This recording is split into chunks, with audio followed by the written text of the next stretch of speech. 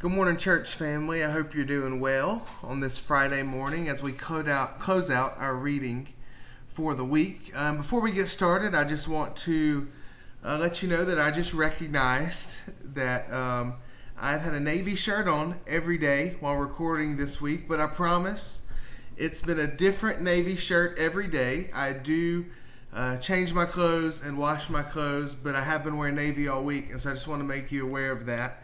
But we're going to close out the week and we're going to wrap up the book of Daniel. And today we're going to be in Daniel chapter 12, where we read about the end of times. And what's going on here is Daniel is having a vision, and this vision's been going on for a few chapters now. And the angel Gabriel is interpreting this vision or this dream to Daniel.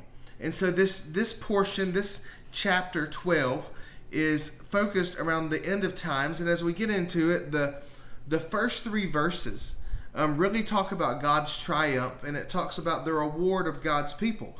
It tells that God is ultimately the winner. God is going to come out on top, and that His people will be delivered. That everyone whose name is found in the Lamb's Book of Life, that they will be delivered at the end of times. And then in verse 4, Gabriel tells Daniel, to preserve this message. He says to close the book and preserve this message that you have right now. And the reason he's doing this is because he goes on to tell him there's a time that is coming, a time that is known as the tribulation. And this word tribulation literally means time of distress. And so this tribulation is coming, and these future generations who are going to be enduring the tribulation, they are going to need the message and the promises found in the book of Daniel. And the message that we find is that God is going to be victorious over the kingdoms of the world, that God is going to be the victor, He's going to win. And we see that the suffering of the people is going to be brief, and that God is going to rescue them, and that they will be victorious with God. And so Gabriel tells him to close this book, to preserve it, to save it for those who are going to need it more and more later. And then as we keep going through here in verses 5 through 7, we see the angel telling, and we also see a visual of God here telling Daniel about the duration of the tribulation, or of the time of distress. And we kind of see a dialogue going back and forth here in verses 5 through 7, talking about the time of distress. And then the last section of this, verses 8 through 13, close with Daniel asking a question.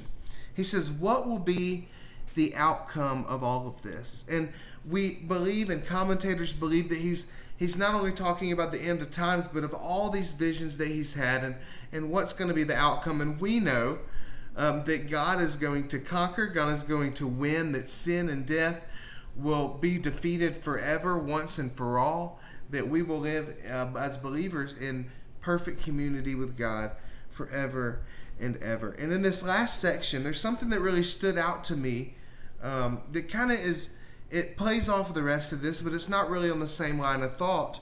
And that is that Gabriel tells Daniel two different times, he says, go your way, to go your way. And this sounds like a rebuke at first, but it's not a rebuke. What it is he's telling Daniel that it's okay that Daniel does not know all the answers. And I think many times in my Christian life and in my walk with the Lord, I've been somewhat discouraged or even upset that I didn't know all the answers, that I didn't have the full plan or the full scheme or blueprint of what's going on. But here we see this, and even I've learned, and trying to learn more and more in my life, that we don't have to know all the answers, because God knows all the answers. God is sovereign, God is in control, God is the ruler, and ultimately God will end up on top, for He is the victorious one. And so our role in that is not to know everything, it's not to know all the answers, but it is to trust and have our faith in the one who does.